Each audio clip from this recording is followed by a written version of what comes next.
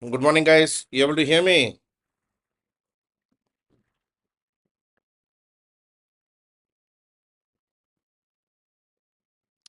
The voice is all loud and clear. The voice is all loud and clear. Okay, perfect. So we're going to continue the discussion of world history that we were seeing. Uh,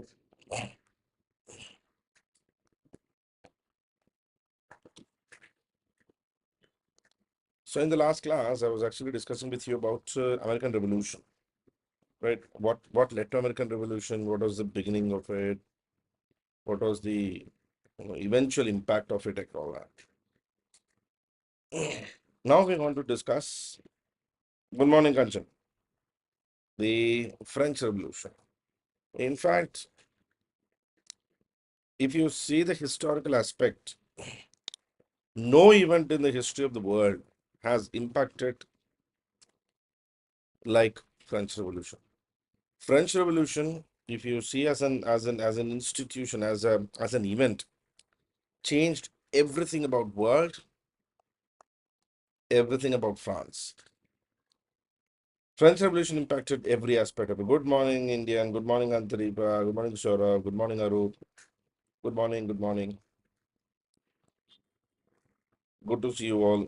So, French Revolution, as the word, as the title itself says, occurred in France.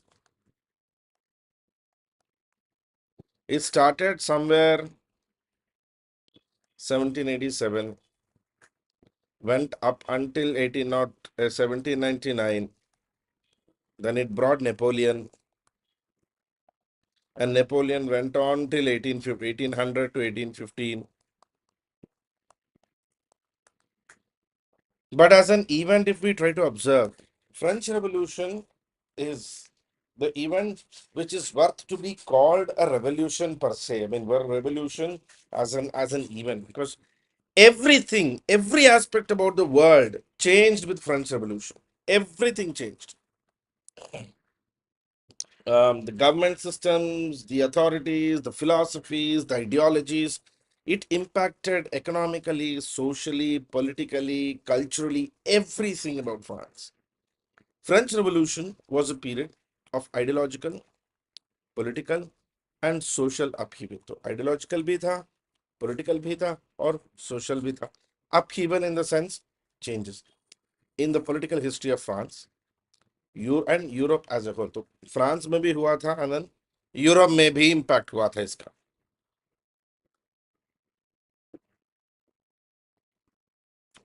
During which French polity or French government with absolute monarchy changed, with feudal privileges for the aristocracy and Catholic clergy, underwent total radical changes to form a country based on enlightenment principles, republicanism, citizenship and rights. ये सब मिलके आ गए थे. Good morning अस्मा, good morning वर्षा. तो that is why it is actually right to call it a revolution in proper terms, because French Revolution changed everything about France, every aspect about France. It did not impact only the political systems, it impacted the social systems, it impacted the uh, ideological systems. France के बारे में सब कुछ बदल गया French revolution के साथ. French revolution के तीन फेजेस हैं. There are three essential phases of French revolution. Number one, 1787 to 1791, which is the working class revolution or the bourgeoisie revolution. 1791 to 1798, we call it the radical phase, where we see the the poor class, the lower class actually taking over the revolution.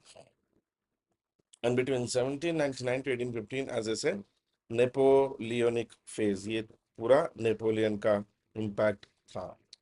Now, if you guys understand, just give me one answer. Don't you, I mean, would you agree with me if I say that as the category of revolutionaries declines, the violence parameter of the revolution will incline or increase? Agreed?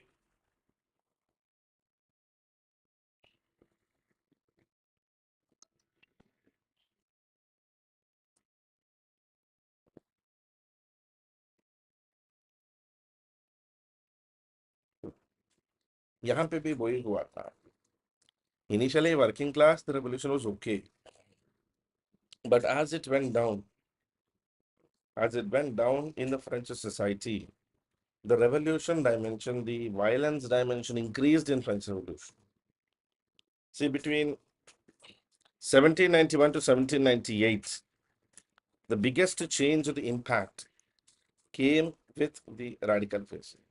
It changed the French society. Society के बारे में सब कुछ बदल गया. French society में कुछ भी सही नहीं था उसके बाद. Everything changed. It changed the French society. Socially, politically, economically, culturally, it impacted France. Or French Revolution is actually, remember this, French Revolution is not one single revolution. It kept on happening. Like after 1815, again in 1840, there was revolution. Again in 1848, there was revolution. तो ये तो चलता रहा. It led to a series of revolutions, a series of events. It's not as if like one event, like you know how we saw American War of Independence or American Revolution, where sort of it started one time, ended one time, and it impacted in this. ऐसा नहीं था. It kept on happening, kept on happening, kept on happening. In fact, French Revolution was so impactful on European history that Austrian Prime Minister of that time, Austrian Prime Minister in 1815, his name is Klaus von Metternich. Metternich even said that when France sneezes, Europe catches cold. That's the impact, he said, yes. When France sneezes, Europe catches cold. Klaus von Metternich said this. अपने हिसाब से याद रख लो, French Revolution was actually a conflict or a dispute between the French people and the monarchy. प्रजा और राजा के बीच का झगड़ा है ये, बस सिंपल लॉजिक. प्रजा and raja fighting with each other. And in this entire system, Praja won, Raja died. Eventually, they took Raja's head and put it on these spears. It is this head.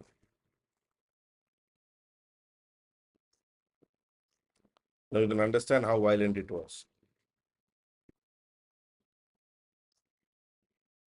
Got it? So the violence factor was pretty big in this entire dispute.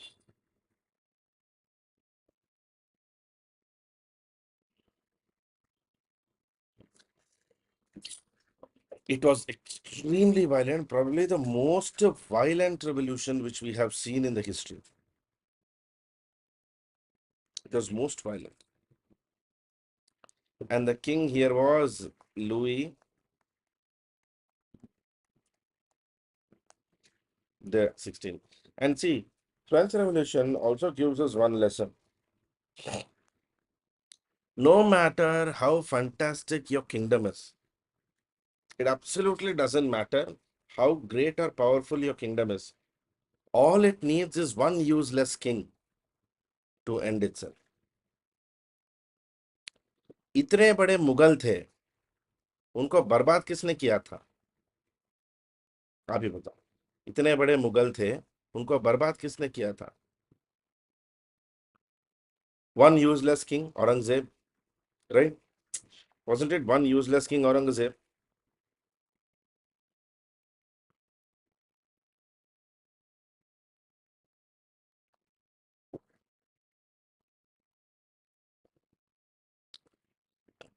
Even in France or in French Revolution, it's the same story.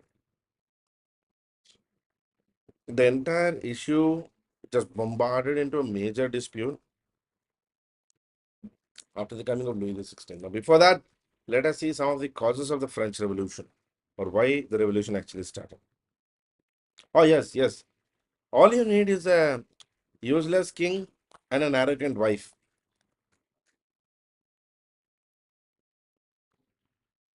If you observe, even Tsar Nicholas had Alexandria, Tsarina Alexandria. You always remember what happened to Tsar Nicholas. So that's a basically common problem which you observe on a regular basis.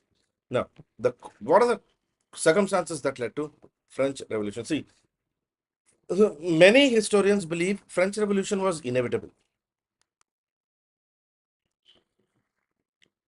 That is, it was bound to happen. It was only about time. It was bound to happen, and it did. Now, what are the main political causes? Is the French kingdom was under the Bourbon family.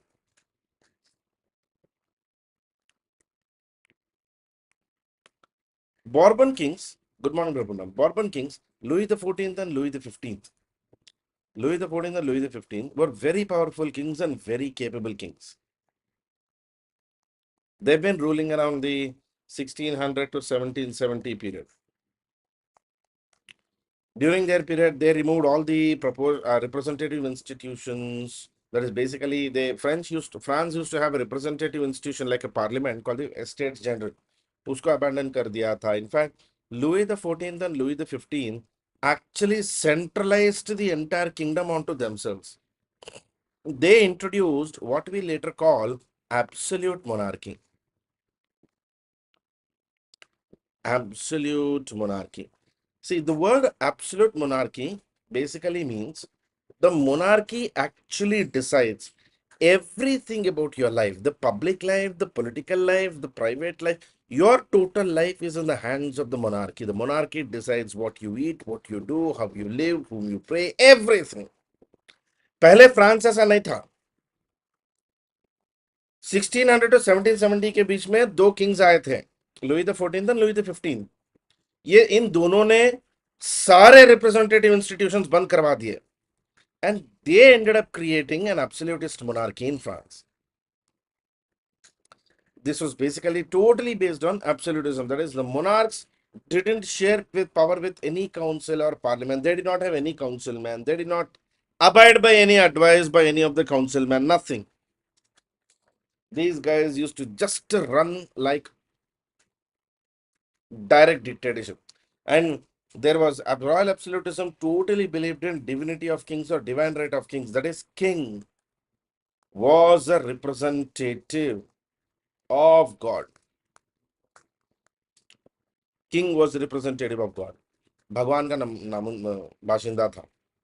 And they wanted to continue the old regime. They were not interested in any changes.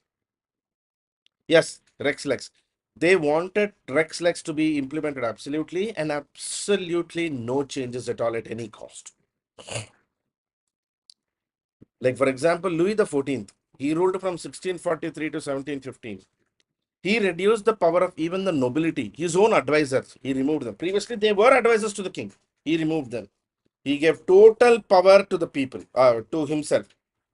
Complete and total power to himself. Absolute power. He will only decide everything. He fought 4 wars with Britain.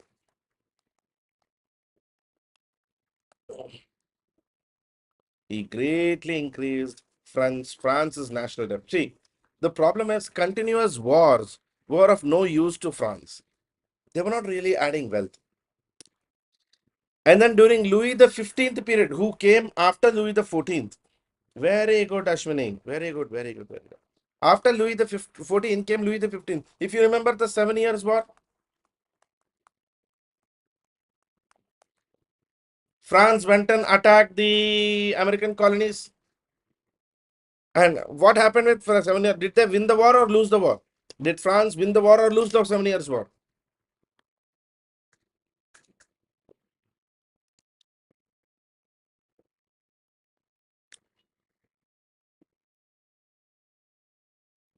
France lost the 7 Years' War, no. Continuously, apart from that, they also kept on fighting wars in Europe, India, North America, everywhere.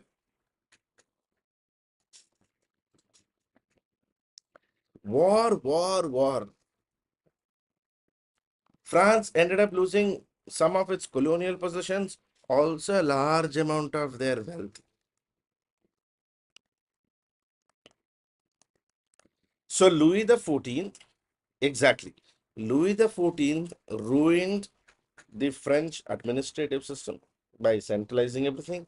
And Louis the 15th ruined French economy by getting involved in unnecessary wars.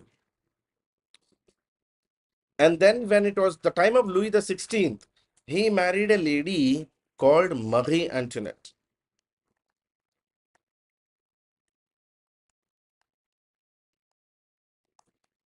Matlab, if arrogance have to be given a human form, that is Marie Antoinette.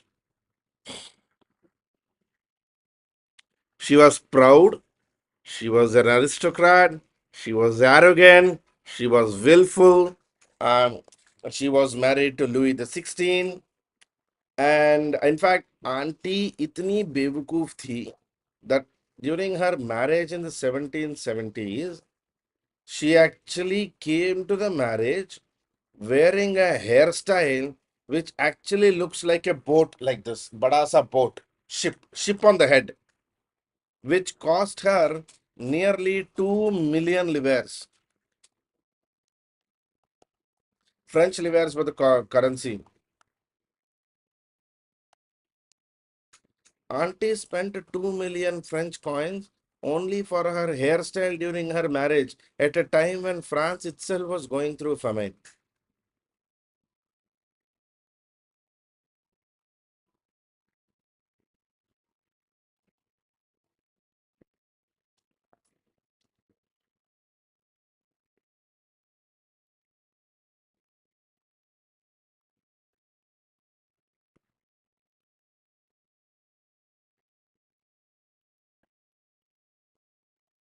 Exactly. And Auntie was absolutely arrogant. I mean, you know, Pakistan's deputy foreign minister, there is a lady, Kaur. अरे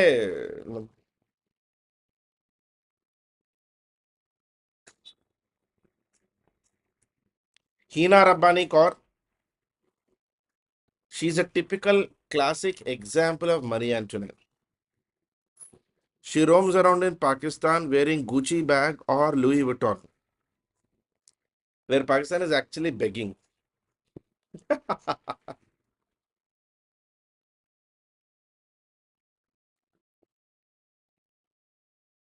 And another problem is she is an Austrian princess. Austria and France have exactly the same relationship that India and Pakistan have. And French king went and married Austrian princess. That's the problem.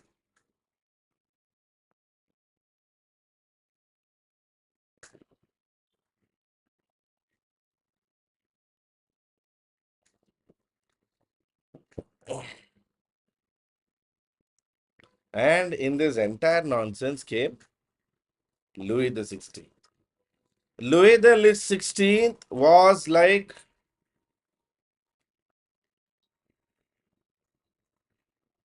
if foolishness and dumbness is the religion, Louis the 16th is the god. बेवकूफी अगर एक धर्म है तो Louis the 16th उसके भगवान है.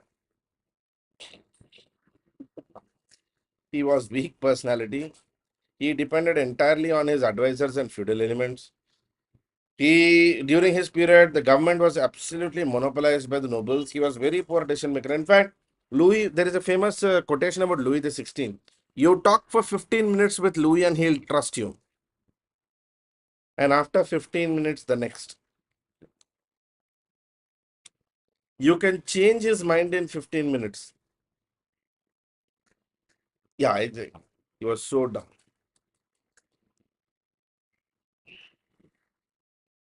It was during Louis the 16th's rule, France went through this confusion because There was also politically no proper administration in France. There was no uniform legal system, no codified system, no proper taxation policy. Taxation was extremely discriminative. The French common man absolutely had no representation. He had no role to play in anything. Obviously, he was very angry. Tax वो भरता है पर सिर्फ भुगतता है कुछ मिलता नहीं है उसको the French common man pays all the taxes, he suffers, but he doesn't get anything in return. That's why reaction came on the 16th of June 1789. This month only, this is June, the French Revolution began. The main issue में social causes. Let us see quickly the social causes of French Revolution.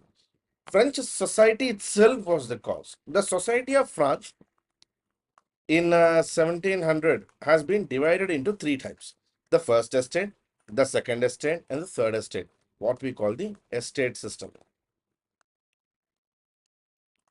This is more like three castes or three classes. The first estate were the clergy, those associated with the church.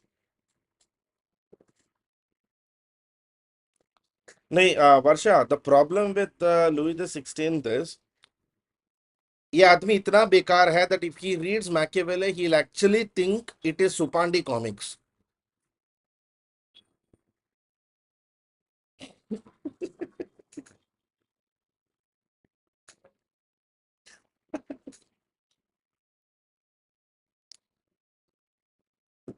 He doesn't understand the difference between Chacha Chaudhary and Machiavelli is the prince. He's that category.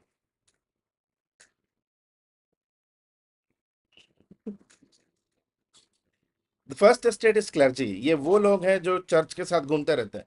The second estate is nobility. These are those nobles, landlords, old feudal lords, etc. Everybody else who's not a clergy or a noble is the third estate. Now, this is how the French society was divided. Now, the first estate, as I said, completely made of clergy, those associated with the Roman Catholic Church. These people hated, scorned, or hated Enlightenment ideals. According to them, Enlightenment is the dumbest ideology available in the world. The second estate basically made of the rich nobles. These were rich people, aristocrats who were associated with the government, etc. Now, they had the highest office in the government. They disagreed about enlightenment. They did not hate it, but they absolutely disagreed. They considered enlightenment to be a completely improper ideology. And the third estate basically included the middle class, the bourgeoisie, the urban lower class, the peasant farmers. These guys had absolutely no influence on the government. They embraced enlightenment ideals readily. The problem was the first estate made up only 2% of the population, but they own nearly 15% of the wealth. The second estate. The first estate owned 20% of the wealth. The third estate, which was 98% of the population, had only 65% of the wealth.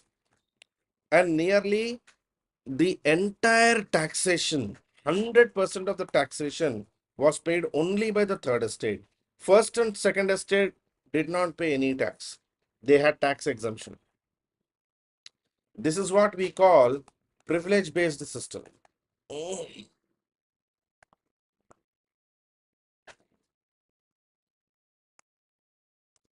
mean, they call it privilege-based system. You're born in that upper class, so you get all the tax exemptions. The first estate. So typical, you can see the typical personification of the French society. The entire burden of the society was taken by the third estate, whereas the first and second estate were fat, big, heavy, sitting on the backs of a weak third estate.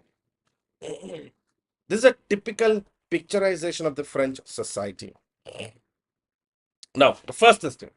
They entirely made up the clergy of the Roman Catholic Church. They're entirely the Roman Catholic Church. They scorned Enlightenment ideals. They hated it. They believe Enlightenment is the dumbest thing to do. They made up less than 1% of the population, but they controlled 15% of the wealth, the resources, the land, etc. They did not pay any tax. In fact, they collected a tax. ये एक तो tax नहीं भरते थे, उल्टा they collected a tax called teeth.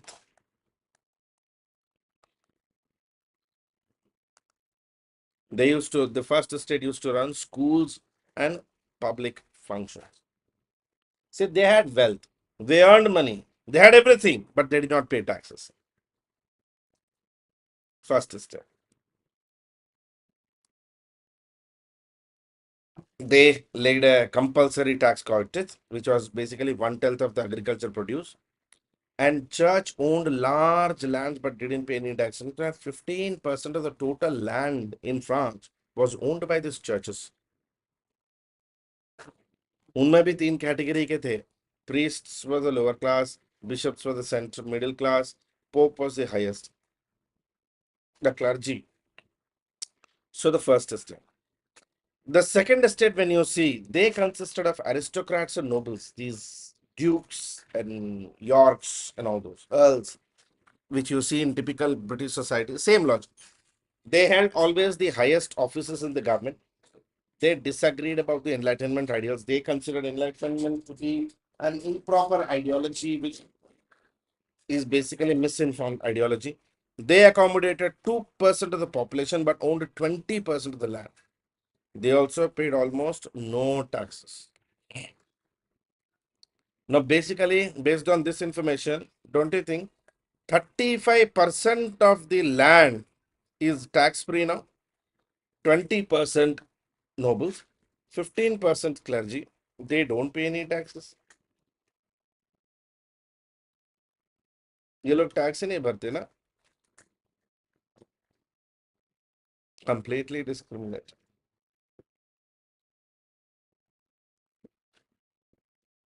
The second estate. Exactly. The burden was on the common. The third estate basically suffered from these. They suffered from taxation. They were victims of the crop failures. They had absolutely no rights. And they also had only one vote in the parliament. The entire estate had only one vote. The third estate made up 97% of the population. They themselves were part of three groups: professionals, tradesmen,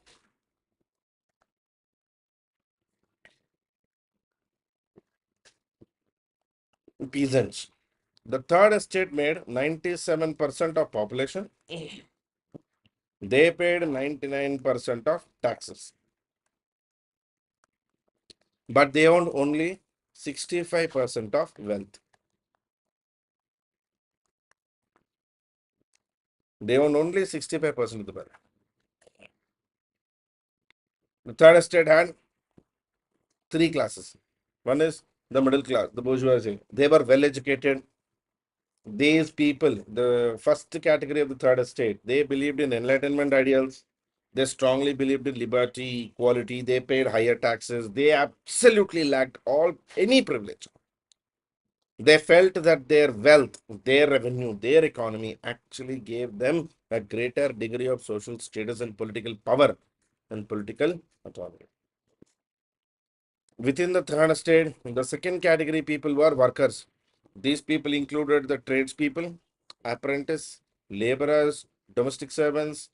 These people were always paid low wages, but their per capita taxation was very high. They were socially and economically deprived people. Socially and economically deprived.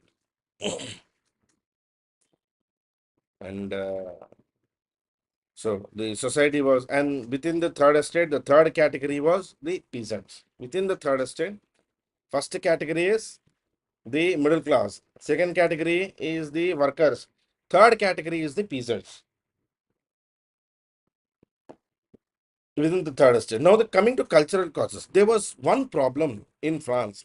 There were new ideas about society and government which were coming, and most of these were actually coming from America. See, America has gone through an American Revolution, right?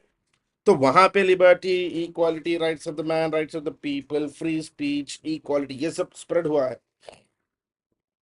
Now that all these ideas are spread there, They're going to bring in new one. John Locke, John Jacques Rousseau, Montesquieu.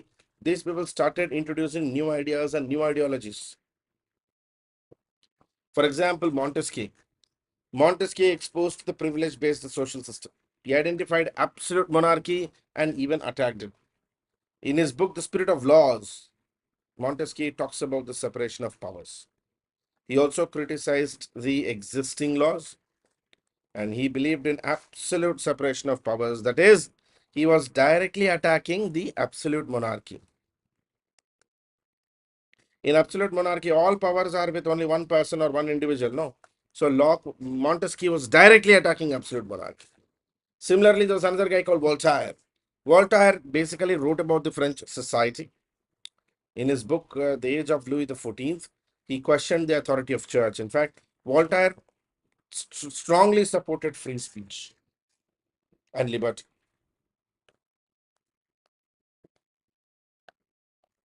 I do not agree with you with what you have to say, but I'll defend to death your right to say it. Voltaire, typical Voltaire. Similarly, people like John Locke, who had Judeo-Christian Greek roots, talked about social contracts, talked about freedoms, talked about liberty and those. And even Rousseau continued the social contract. Most of you do know this Rousseauian statement. Man is born free, but everywhere in chains. He was a very strong supporter of liberty. See, these enlightenment principles, enlightenment ideals coming from Europe and coming from America, and these thinkers were actually doing the same job what Buddha did to Indians in the later Vedic period. Made people think that something is wrong. That why should we support absolute monarchy? Why should we encourage absolute monarchy?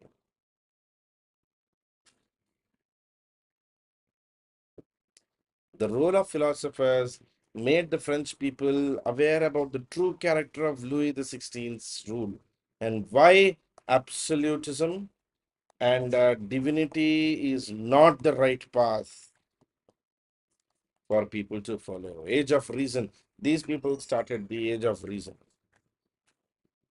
These ideologues, these philosophers also took a lot of influence from America.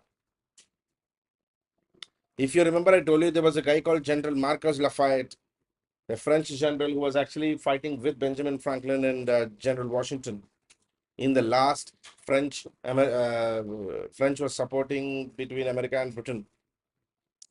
And all these Frenchmen who were coming from America, participating in the American Revolution, were actually enthusiastic about the entire dispute, enthusiastic about the entire issue.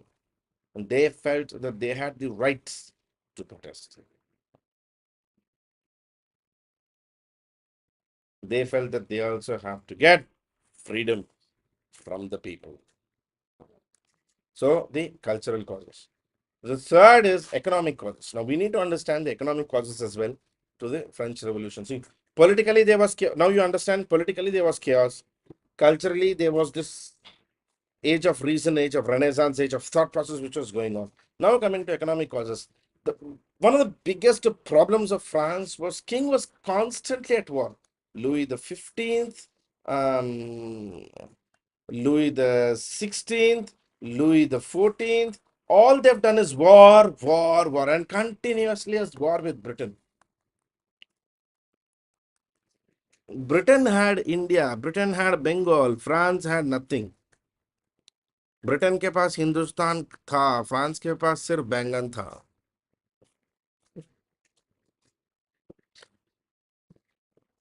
So Britain could always recoup the losses. France had no capacity. In fact, in the French budget, three-fourths of expenses was done only on defense expenditure or military expenditure.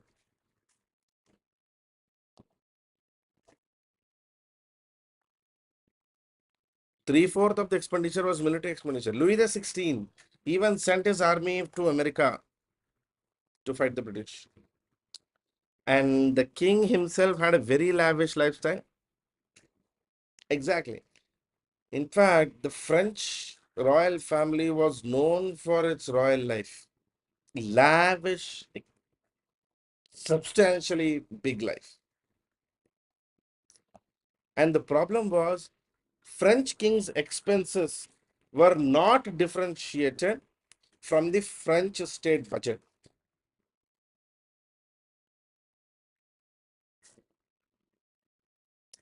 So, from the French state income, nobody knew how much money the king is spending on his own life, or what are the expenses of the crown, what are the expenses of the state, what are the expenses of the kingdom. कुछ नहीं पता.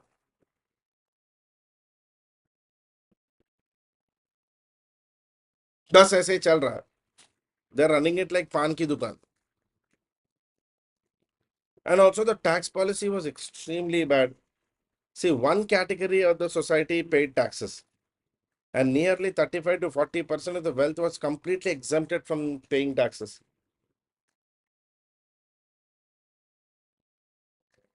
Also, France did not have a uniform tax policy. There was also the culture of octroi. Octroi means local taxation.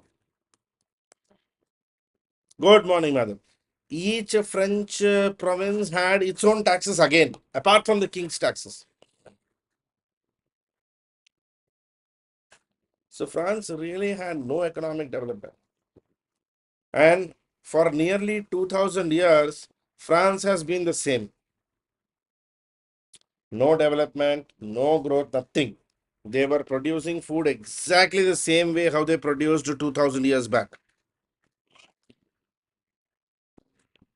And the entire burden of tax was borne only by the third estate, who had nearly only 65% of the wealth, but had to pay almost 100% of the taxes. They suffer, the third estate suffered from high poverty, high inflation, very low income category, which led to eventually bread riots.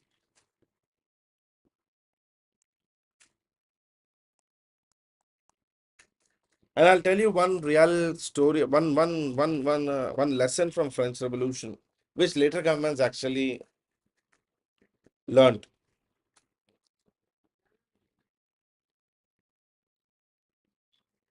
It seems revolutions actually happen by two categories of people. One who do not have food to eat, two who have excess food to eat. The only category which actually does not get involved into revolutions and protests and dharnas and etc. is those who are able to survive but always struggling to survive.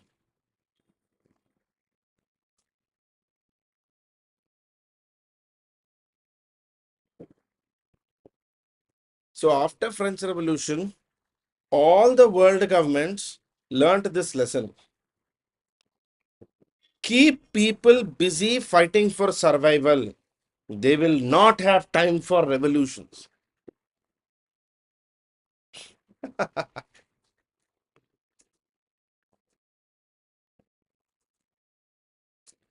Keep people busy for survival.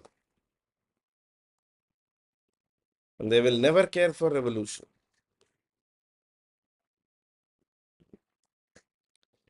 So basically by 1780s, the French structural problems, French institutional problems eventually led to massive grievances among the people.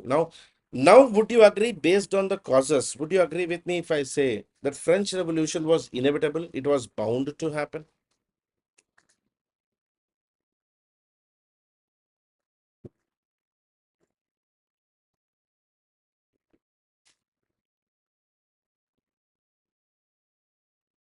It was bound to happen. Oh, guys, by the way, one small update. Apart from this, apart from the world history classes in the morning, from in a couple of days, we'll also begin MCQ, another 1 hour class in the evenings, probably in the nights, somewhere about 8 o'clock or 9 o'clock. We'll also begin MCQs for 2024, previous year questions, MCQ discussions, current affairs discussions, etc. Instead of having just one class, let us have two. 1 hour in the morning, 1 hour in the evening. So mains के लिए भी तैयारी हो जाएगी, अगले साल का prelims भी हो जाएगा. हाँ, ये मेंस classes में answer writing practice I'll get it done.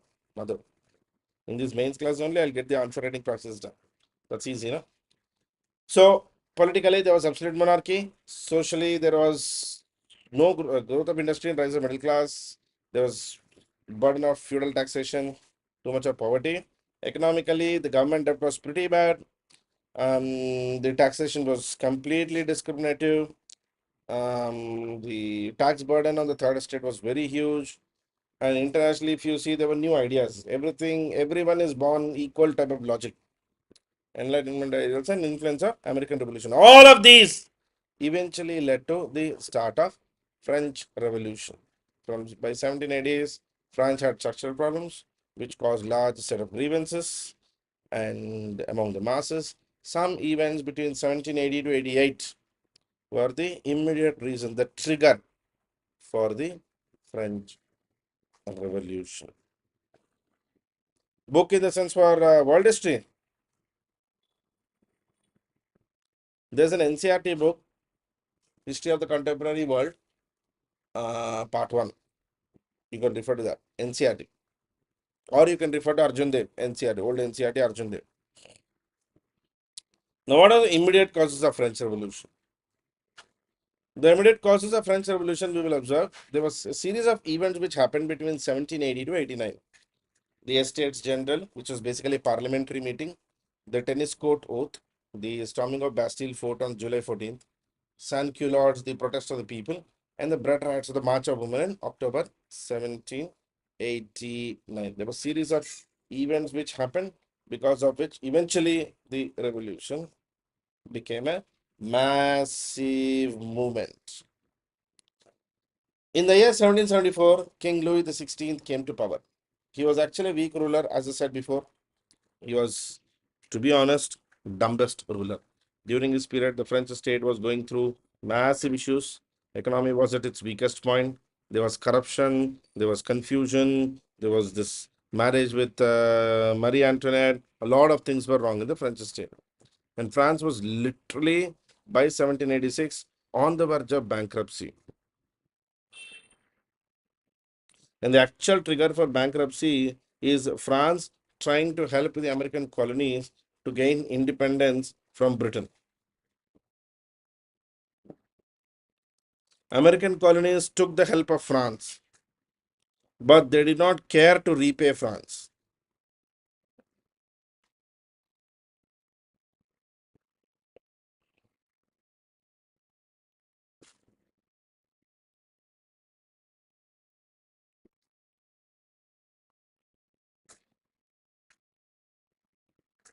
They did not care to repay France. So naturally, the economy was in a chaotic situation. Something had to be done. कुछ तो करना ही था. So king called in a special council consisting of members of the clergy, feudal lords and nobles, etc. Now this special council was asked this special council asked at that time French finance advisor, Minister Calonne, to give a proposal. Calonne gave a proposal. He said, we need to tax the first and second estate, and we need to introduce taxes for these first two estates because the third estate can no longer be taxed. They already pay nearly 50% tax. But the minute Calonne suggested this, yes, I can, we'll discuss that. The minute Calonne discussed it, he was removed because he was suggesting something which was very radical and something which was never heard of. Now you understand why he suggested that?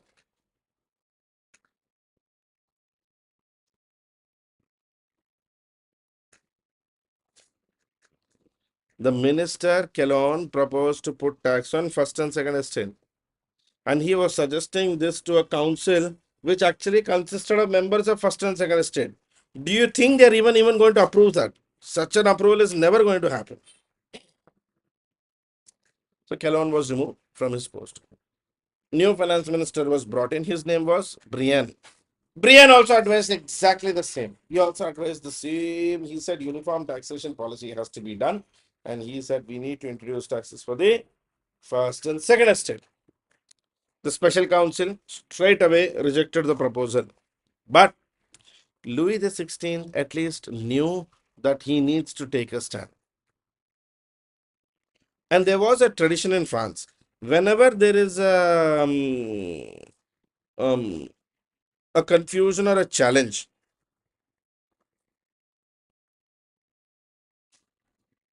with taxation, I mean, whenever there is a confusion or challenge with taxation, French king can always take advisory from the French parliament, basically the estates general.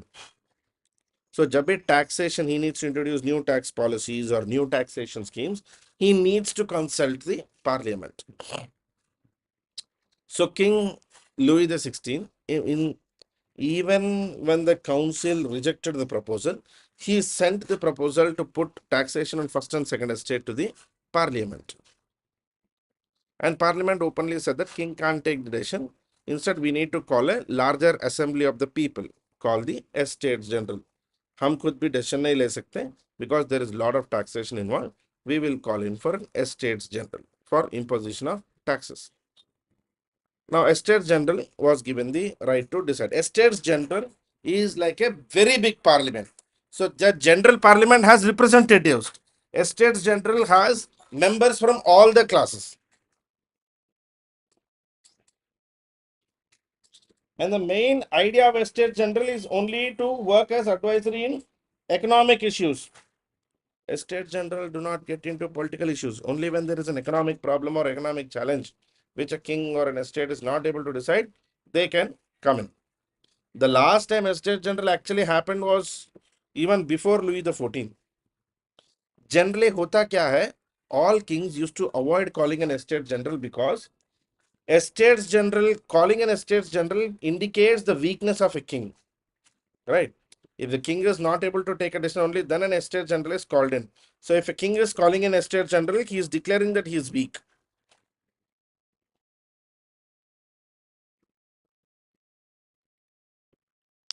In spite of this, King Louis XVI called in an estate general to discuss. Now I'll tell you the problem with estate general. Estate general has three houses, three groups. First estate, second estate, third estates. Now a question for you. Estate general has representatives from all the three classes and also more representatives, not indirect but direct representatives. Now you tell me numerically which of these will have more number of members? First, second, or third?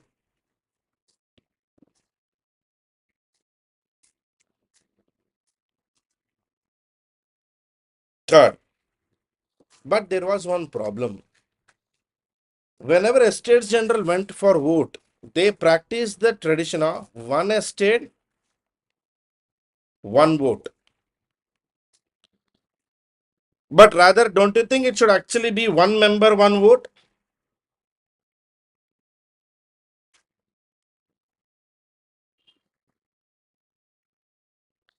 Instead of one member, one vote, France used to follow one estate, one vote. By doing one estate, one vote, यहाँ पे भी cheating होता था. First and second estate will always outvote the third estate, no? 2:1. In fact, the way estate general was created is the minority actually has the majority vote, whereas the majority actually has the minority vote.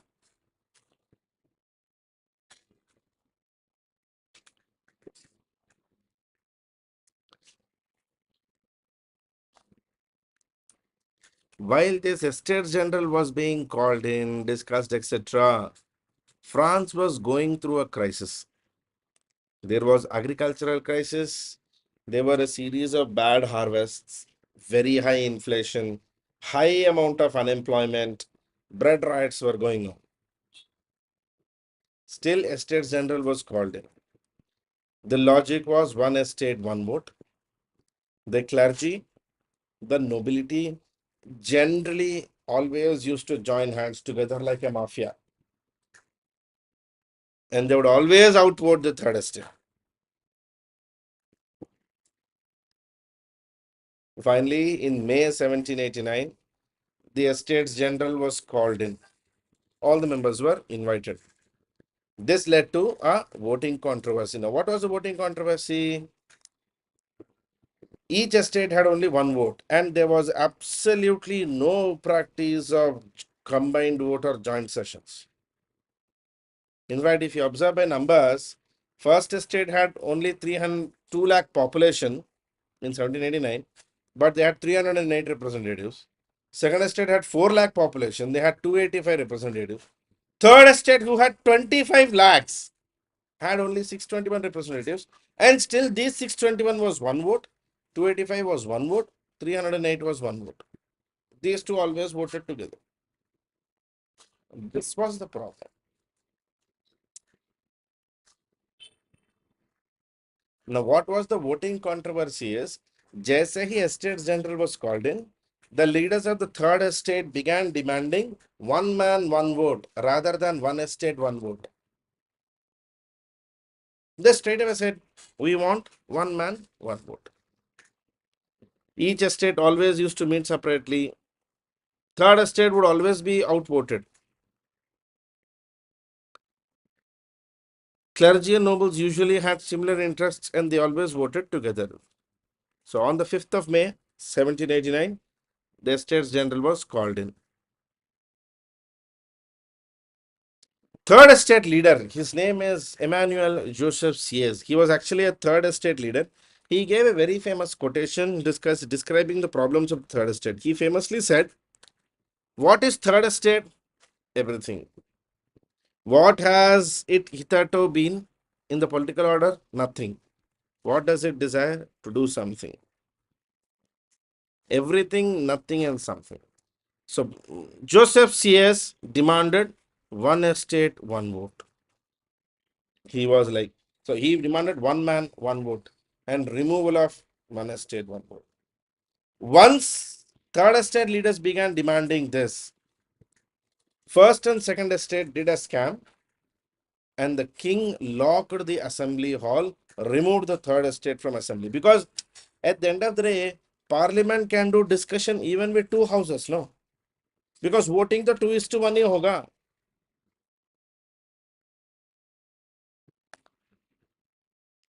As long as first and second estate are attending, third estate vote actually doesn't matter. So king locked them away. The third estate, who were removed from the parliament because they were demanding one man, one vote, they met on the 16th of June, 1789. They met in the tennis court right next to the French parliament and they took an oath. And they declared themselves as National Assembly of France, thus starting the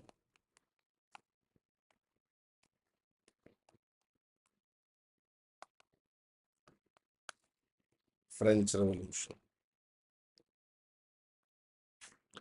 Thus starting the French Revolution. Yes. The third estate members gave a call for a meeting. They declared themselves as National Assembly of France and declared themselves as the true representatives of the people of France. King Louis the 16th refused to give them a meeting. So they declared themselves as leaders and they directly started to question the king. Louis the 16th, you know how weak he is. He was afraid. Dar gaya tha uncle. So he ordered the third estate to be removed. But once the third estate started confronting and doing riots, the king reversed his position. And Louis the 16th also agreed that the third estate is French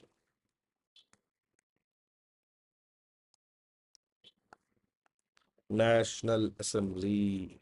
King Louis the 16th agreed that he is the French National Assembly. Third estate is the French National Assembly. The famous tennis court oath. As soon as the National Assembly was agreed as a legitimate government, they removed feudalism and serfdom. Serfdom is, the free labor work. We call it begari. These people banned it. The third estate banned it. They also ended the privilege based system, that is, one gets a job based on which category he is born in the estate system. First estate, second estate, third estate, that was banned. Tith, the tax which they used to collect, was also removed. Tith, the taxes which the French parliament was collecting, was also removed, was banned, abolished. National Assembly by 9th of July 1789 declared that they're going to become a constituent assembly and they are going to create a new constitution for France.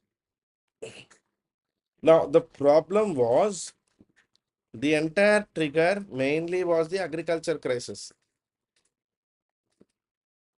People were not able to find bread. That was the idea. Even the National Assembly, members of National Assembly, the first question they had for their king is, where is the bread? Bas, bread kahan hai bas? That's it. The entire question was, where is the bread?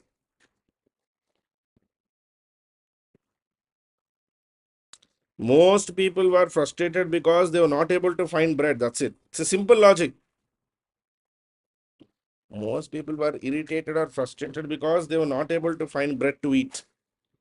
If they find bread to eat, they're all fine. उनको कोई फर्क नहीं पड़ता.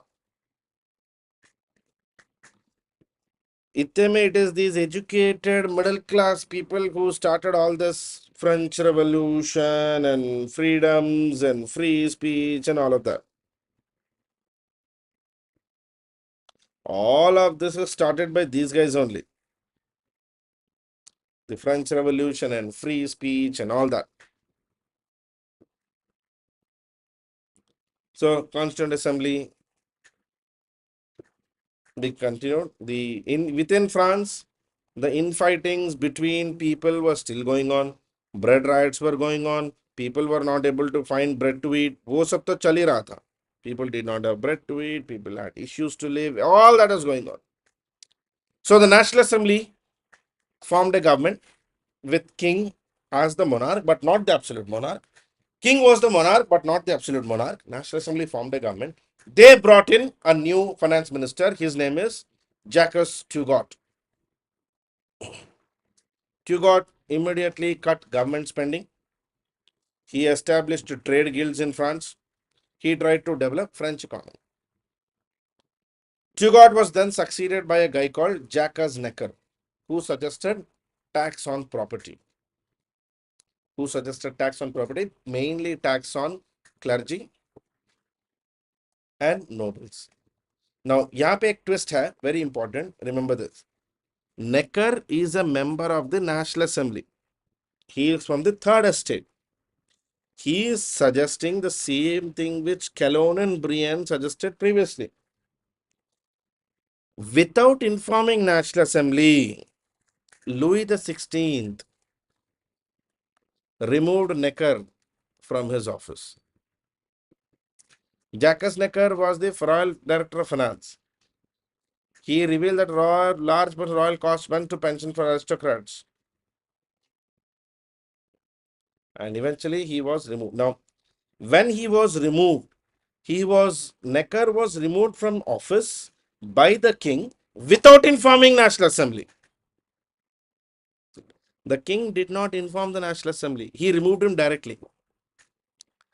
The minute Necker was removed, French people got very angry because for the French people, they saw this as an attempt by the king to stop the revolution. You understood? Necker was a finance minister with the National Assembly. The head of the government in National Assembly is just the king. He is only a nominal head, not the real head.